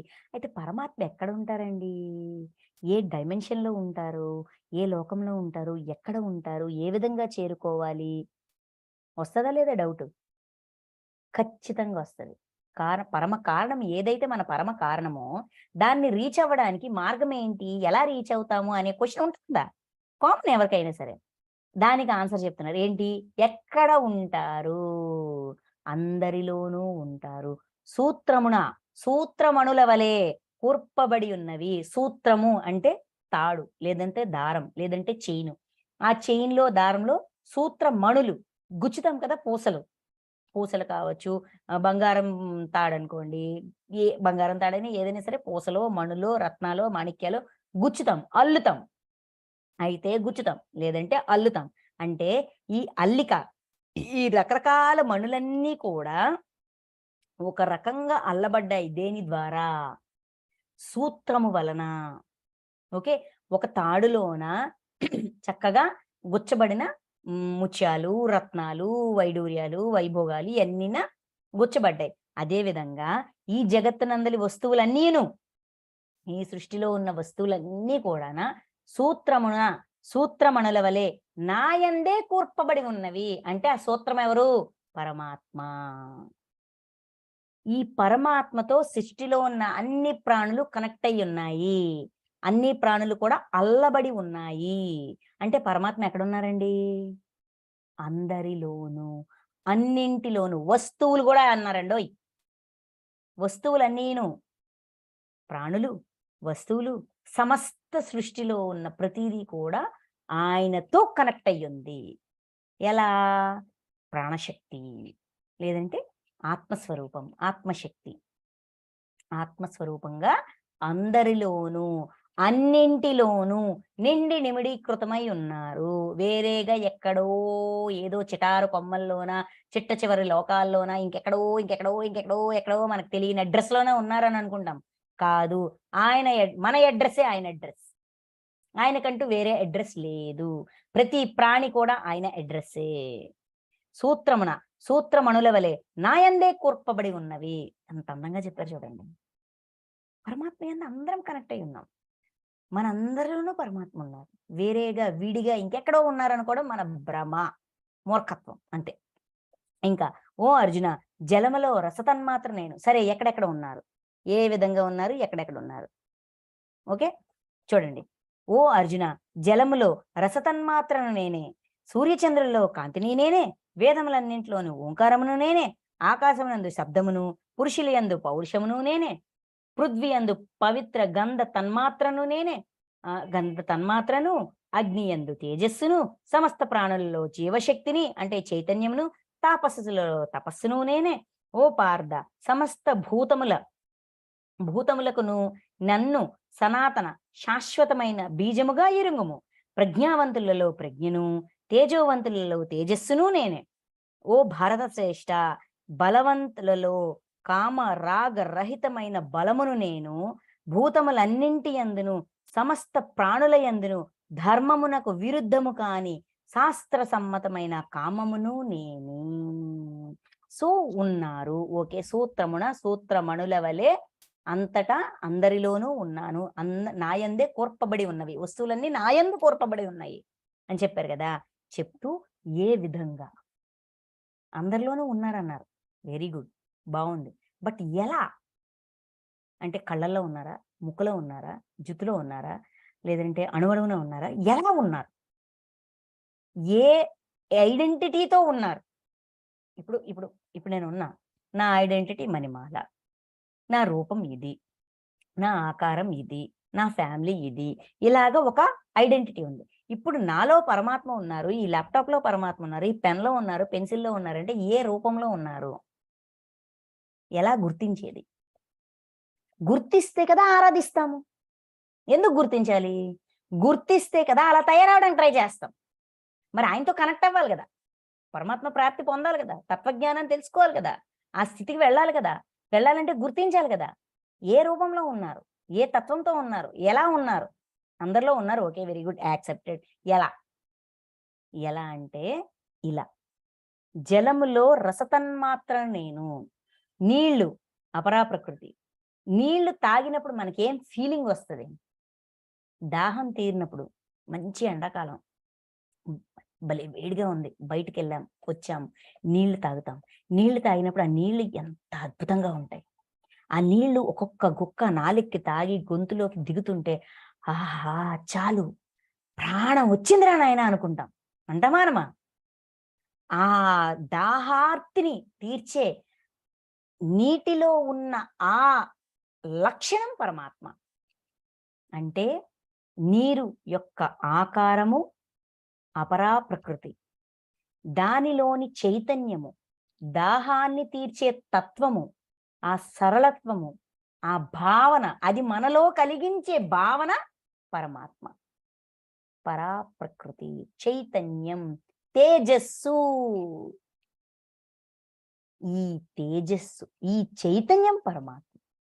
అంటే ప్రతి వస్తువులో ఉన్న దివ్యత్వం, ప్రతి వస్తువులోను ప్రతి మనిషిలోనూ ఉన్న దివ్యత్వపు లక్షణాలు పరమాత్మ. అంటే రూపాతీతం, గుణాతీతంగా ఉన్న లక్షణాలు, దివ్యత్వం పరమాత్మ యొక్క స్వరూపం. ఓకే, అది అందుకే ఇక్కడ ఎగ్జాంపుల్ ఇస్తున్నారు చూడండి. ఎన్ని ఎగ్జాంపుల్స్ ఈ 4, 8, 9, 10, 11 ఈ 4 శ్లోకాల్లో ఉన్నవి ఎలా గుర్తించాలి? ఇప్పుడు ప్రతి దాంట్లో నా సూత్రమణుల వలె నా యందే కూర్పబడి ఉన్నాయి, అన్ని వస్తువుల్లో నేను ఉన్నాను, నా నుంచే ఆ వస్తువులన్నీ నా యందే ఉన్నాయి, నా యందు కూర్పబడి ఉన్నాయి. అంటే దారం నేనై ఉన్నాను అని చెప్పారు. అంటే ఈ దారం ఏంటండి? నిర్వాణమయ కోసం, 7 శరీరాల్లో ఉన్న నిర్వాణమయ కోసం. ఈ నిర్వాణమయ కోసం ద్వారా మనం కనెక్ట్ అవుతూ ఉంటాం. అంటే మనలో ఉండే దివ్యత్వము మనకి గుర్తు చేసేది, మనకి తెలియజేసేది పరమాత్మ. ఓకే, సో జలములో రసతన్మాత్రను నేను, సూర్యచంద్రులలో కాంతిని నేను. సూర్యుడిని చంద్రుణ్ణి ఎందుకండి మనం గుర్తిస్తాము? ఎందుకండి ఆరాధిస్తాము? ఏంటి వాళ్ళలో ఉన్న స్పెషాలిటీ? ప్రతి వ్యక్తిలో, ప్రతి వస్తువులో ఉన్న స్పెషాలిటీ పరాప్రకృతి. అదే పరమాత్మ యొక్క స్వరూపం. దట్ ఈజ్ పరమాత్మ. సూర్యుడిని, చంద్రుడిని ఎందుకు అంతగా ఆరాధిస్తాం? ఎందుకు అంతగా మెచ్చుకుంటాం? ఎందుకు అంతగా తాపత్రయపడతాం? సూర్యుడికి, చంద్రుడికి గుర్తింపు ఇచ్చింది ఏది? వాటిలోని కాంతి. సూర్యకిరణాలు, సూర్యుని యొక్క కాంతి జీవన ఆధారం. ఆహారము తయారు చేసుకోవడానికి, సమస్త ప్రాణికోటికి కాంతిని ఇస్తూ, దాని యొక్క ఆ సూర్యుని యొక్క కాంతితో మొక్కలు ఆహారాన్ని తయారు చేస్తూ, జంతువులన్నీ కూడా ఆ మొక్కల మీద ఆధారపడి ఆ ఆహారాన్ని తీసుకుంటూ, ఆ కాంతిని తీసుకుంటూ, ఆ కాంతి ద్వారా రకరకాల ఎనర్జీస్, రకరకాల విషయాలన్నీ తీసుకుంటూ జీవనాన్ని ఇస్తున్నాయి. అంటే సూర్యుడిలో ఉన్న పరమాత్మ యొక్క తత్వం ఏంటి? కాంతి, సమభావం, అందరి పట్ల ఒకేలాగా ఉంటది. గొప్పవాడి ఇంటి మీద ఎక్కువ కాంతిని, పేదవాడి ఇంటి మీద తక్కువ కాంతిని, బురద నీటి మీద తక్కువ కాంతిని, మంచి నీటి మీద ఎక్కువ కాంతిని అలా ఏమైనా ప్రసరిస్తాదా సూర్యుడు? లేదు కదా. సమభావం, సమంగా చూస్తారు. సృష్టిలో ఉన్న ప్రతిదాన్ని సమంగా చూస్తారు, సమంగా కాంతిని ప్రసరిస్తారు. సో అందుకని సూర్యుడికి ఆ గుర్తింపు. చంద్రుడికి చల్లదనం. సూర్యుడి యొక్క వేడిమి వల్ల ఇబ్బంది పడుతున్న టైంకి సూర్యుడు అస్తమిస్తాడు, చంద్రుడు ఉదయిస్తాడు. తన యొక్క చల్లని కాంతితో, చల్లని ఆ సెగతో, ఆ చల్లని ఆ తత్వం, ఏమంటాము, ఆ ప్రశాంతతని అందిస్తారు. అందులోనూ కాంతి ఉంది. ఆ కాంతిలోనూ ఒక రకమైన ఆనందం ఉంది. ఈ కాంతి ఒక రకమైన ఆనందం, ఈ కాంతి ఒక రకమైన ఆనందం. ఆ కాంతే వాటి తేజస్సు. అదే పరమాత్మ. ఓకే. నెక్స్ట్ వేదములన్నింటిలోను. సో ప్రతిదాన్ని ఎలా చూడమంటున్నారు? అపరాప్రకృతి, పరాప్రకృతి విడది. సూర్యుని యొక్క ఆకారం అపరాప్రకృతి, సూర్యుని యొక్క కాంతి అంటే విశ్వానికి సమధర్మంతో, సమభావంతో సేవ చేసే తత్వం, అది పరాప్రకృతి. అదే పరమాత్మ, అదే తత్వం, అదే పరమాత్మ యొక్క లక్షణం. అదే వేదములలోని ఓంకారమును, ఓంకారాన్ని ఉచ్చరించినప్పుడు మన 72,000 నాడులు స్పందిస్తాయి. ఈ స్పందనతో ఆ వేదాలలో ఉండే జ్ఞానం అనేది అర్థమవుతుంది. అందుకే ప్రతి నామానికి, ప్రతి మంత్రానికి ముందు ఓంకారం అనేది ఉంటది. ఓం అనే ఉచ్చారణ చేసేటప్పుడు మన బాడీ అంతా కూడా ఒక రకంగా వైబ్రేట్ అవుతది. వైబ్రేట్ అది మన బ్రెయిన్ స్టేబుల్ అవుతది. స్టేబుల్ అయ్యి ఆ తర్వాత వచ్చే మంత్రం యొక్క శక్తిని స్వీకరించడానికి వి విల్ బి రెడీ. మంత్ర ఉచ్చారణ ద్వారా వచ్చే శక్తిని స్వీకరించడానికి విల్ బి రెడీ. అంటే మనల్ని ఎవరు తయారు చేస్తున్నారు? ఓంకారం. అందుకని వేదములన్నింటిలోనూ ఓంకారాన్ని నేను, ప్రతి మంత్రానికి ముందు ఓంకారం జోడించారు. అందుకని ప్రతి శ్లోకం, ప్రతిదీ ఏం చూడండి ముందు ఓంకారం ఉంటది. ఓం అని ఉంటది. ఎందుకంటే ఆ బ్యాలెన్స్ చేస్తది. థాట్ 0 స్టేజ్‌లో ఉంచి 72,000 నాడుల్ని యాక్టివేట్ చేసి ఆ మంత్రం యొక్క ఎనర్జీస్‌ని, ఆ అధిష్టాన దేవత కావచ్చు, ఏమైనా కావచ్చు, ఆ ఎనర్జీస్‌ని స్వీకరించడానికి మనల్ని సిద్ధం చేస్తది. అందుకని ఓంకారం. అంటే ఓంకారంలోన వేదాలు మొత్తంలోన, వేదాలన్నీ అపరాప్రకృతి అయితే ఓంకారం పరాప్రకృతి. దాని స్పెషాలిటీ.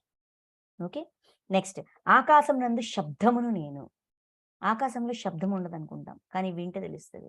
ఆ శబ్ద ప్రకంపనలకే అది ఒక ఫ్రీక్వెన్సీ క్రియేట్ అవుతదనమాట. అది ఇలాగా ఏమంటాము, ప్రతి గోళాన్ని వాటిని ఒక స్టేజ్‌లో ఉంచుతది. ఆ శబ్దము ఉంటది, కానీ తెలీదు. అది లేకపోతే కుదరదు. సో అలాగే తెలిసి తెలియనట్టుగా, ఉండి ఉండనట్టుగా ఉండేది. అది దాని యొక్క స్పెషాలిటీ. ఆకాశం యొక్క స్పెషాలిటీ. అది పరమాత్మ. అది పరాప్రకృతి. ఆకాశం అపరాప్రకృతి, దానిలోని శబ్దం పరాప్రకృతి. ఈ పరాప్రకృతే పరమాత్మ యొక్క కాంతి, పరమాత్మ యొక్క తత్వం, పరమాత్మ యొక్క లక్షణం. ఓకే. నెక్స్ట్ పురుషుల యందు పౌరుషమును నేను. పురుషులు అంటే ఇక్కడ మనకి మగవాడు కాదు. ఆత్మలో, ప్రతి జీవాత్మలో, ప్రతి ఆత్మలో ఉండే పౌరుషం, ఏదైనా సాధించాలి అనే పట్టుదల. పౌరుషం అంటే ఏంటండి? కొట్టేయడం, చంపేయడం, నరికేయడమా? కాదు. పట్టుదల. పట్టుదల ఉన్న ఆత్మలే జన్మ తీసుకొని భూమి మీదకి, లేదంటే కారణ లోకాల్లోకి వస్తాయి. మేమింత డేర్ చేయలేమనేవి అక్కడే ఉండిపోతాయి. ఆత్మస్థితిలోన ఆత్మతలాల్లోనే ఉండిపోతాయి. సో ఆ పట్టుదల అది పరమాత్మ యొక్క లక్షణం. అపర పురుషులు, పౌరుషం పర. ఓకే. నెక్స్ట్ పృథ్వీయందు పవిత్ర గంధ తన్మాత్రను, అంటే పృథ్వీ అంటే భూమి. భూమిలోన చూడండి మంచి స్మెల్ ఉంటది. పవిత్ర గంధం అంటే భూమిలో ఉండే రసాలు.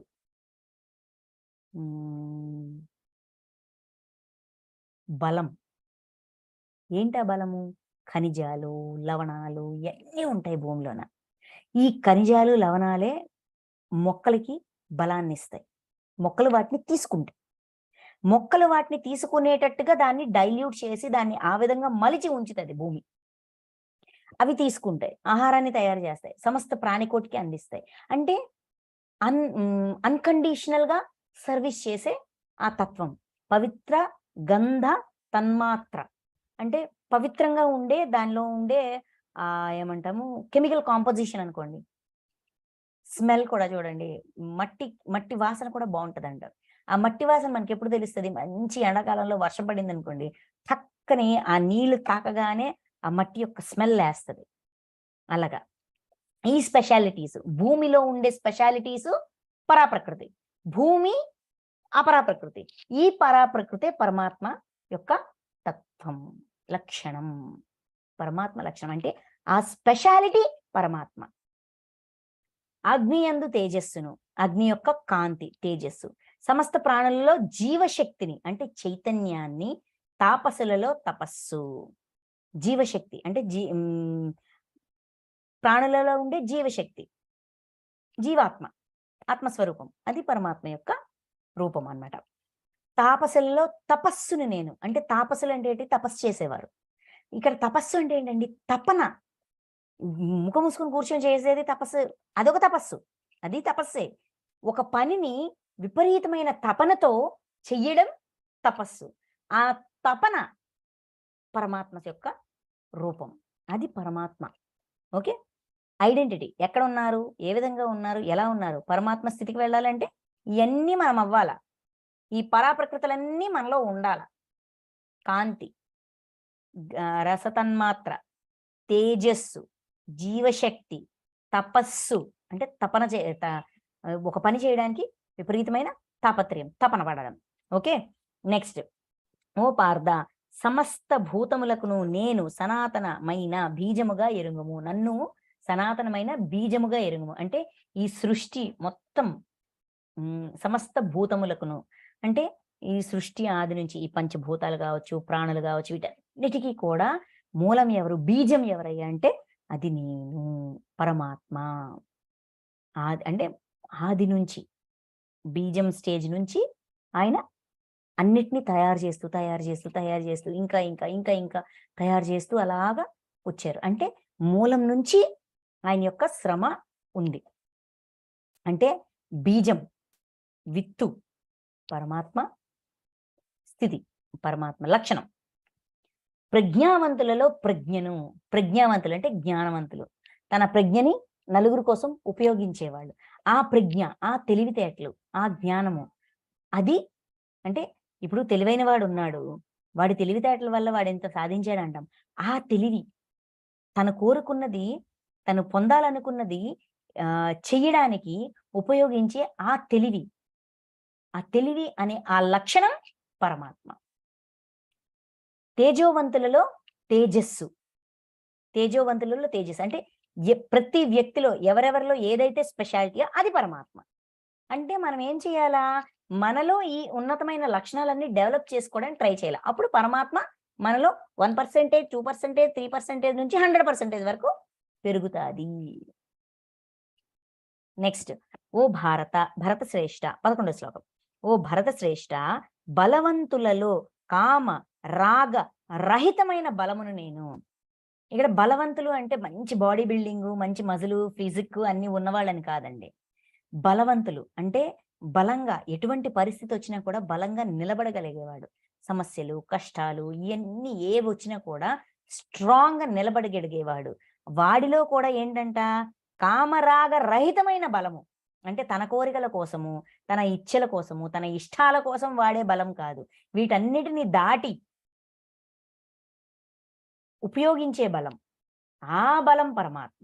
అంటే నేను తీసాక యజ్ఞార్థము ఉపయోగించే బలం, అది పరమాత్మ యొక్క లక్షణం. ఇంకా భూతములన్నింటి యందు అంటే సర్వ ప్రాణుల యందు, సమస్త ప్రాణుల యందును ధర్మమునకు విరుద్ధము గాని అంటే అధర్మమైన, అధర్మం కాదు, ధర్మానికి విరుద్ధం అంటే ధర్మానికి విఘాతం కలిగించే శాస్త్ర సమ్మతమైన అంటే ధర్మబద్ధమైన కామమును నేను కోరిక, ధర్మబద్ధమైన కోరిక మాత్రమే పరమాత్మ తత్వం అండి. అధర్మబద్ధమైన కోరిక పరమాత్మ తత్వం కాదు, పరమాత్మ లక్షణం కాదు. సో మన కోరికలు ధర్మబద్ధమైనవా అధర్మబద్ధమైనవా? ధర్మబద్ధమైన కోరిక అంటే మనలో కూడా పరమాత్మ యొక్క పర్సంటేజ్ని పెంచుతూ ఉన్నాం.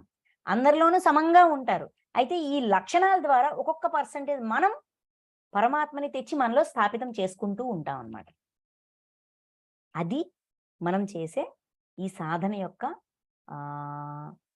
ఈ సాధనలో అంటే పరమాత్మ ప్రాప్తి పొందాలి అంటే మనలో ఒక్కొక్క లక్షణాన్ని, ఏదైతే పరమాత్మ, ఏ తేజస్సు అయితే పరమాత్మ, ఆ తేజస్సుని మనలో కొంచెం కొంచెంగా లక్షణాల రూపంలో డెవలప్ చేసుకోవడమే పరమాత్మ స్థితికి వెళ్ళడం.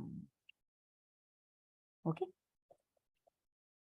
11వ శ్లోకం వరకు ఇది జ్ఞాన విజ్ఞాన యోగంలో అంటే జ్ఞానాన్ని విజ్ఞాన సహితంగా అందిస్తాను అని చెప్పారు. అర్జునుడికి అర్థం అవ్వడానికి ఇంత డీటెయిల్డ్గా విడదీసి దేన్నైనా సరే చూడండి, మనకి పత్రి సార్ కానీ వంశీ సార్ కానీ సృష్టిలో లోపం లేదు, దృష్టిలోనే లోపం ఉంది అంటారు. మనం చూసే దృష్టి, మన అవగాహన పరిధిలో లోపం వల్లనే మనం ప్రతి ఒక్కదాన్ని అపార్థం చేసుకుంటూ ఉంటాం. దేన్ని? ఆకారాన్ని బట్టి, వాళ్ళ బుద్ధిని బట్టి, వాళ్ళ మనస్సుని బట్టి, వాళ్ళ అహంకారాన్ని బట్టి వ్యక్తుల్ని అంచనా వేస్తాం. కానీ అవన్నిటినీ అపరాలోకి తీశారు. కేవలం చైతన్యాన్ని మాత్రమే, అంటే ఉత్తేజపరిచే దివ్యత్వపు లక్షణాలు. ఇక్కడ చైతన్యం అంటే దివ్యత్వం, మనలో ఉండే ఉన్నతమైన లక్షణాలు. దాన్ని, ఆ చైతన్యాన్ని పరాప్రకృతి అంటే చలనం తీసుకొచ్చేది, చెలింపజేసేది, జ్వలింపజేసేది. ఆ చైతన్యమే పరాప్రకృతి, అదే పరమాత్మ యొక్క రూపం. మరి ఆ చైతన్యంలోన మనం ఎటువంటి లక్షణాల్ని పొందుపరిచాము? సద్గుణాలు పెట్టామా, దుర్గుణాలు పెట్టామా, ఎటువంటి లక్షణాలు పెట్టాము? గుణాన్ని కూడా తీసేసి పక్కన పెట్టారండి. ఏంటిది సాత్విక రాజస తామసాలని అన్నిటినీ అపరా చేశారు. పర ఏంటి? లోపలుండే జీవాత్మ. ఈ జీవాత్మలో ఎటువంటి లక్షణాలు ఉన్నాయి? అటువంటి లక్షణాలు ఉన్నతమైన దివ్యత్వమైన లక్షణాలు ఒకటి ఉంటే పరమాత్మ మనలో 1% ఉన్నట్టు. అందరిలోనే సమంగా ఉంటారు. అయితే ఆ సమంగా ఉన్నదాన్ని మనం డెవలప్ చేసుకోవాలి. చూడండి, కొన్ని గేమ్ షోస్లోన స్టార్ట్ చేసేటప్పుడు అందరికీ ఈక్వల్గా అమౌంట్ ఇస్తారు.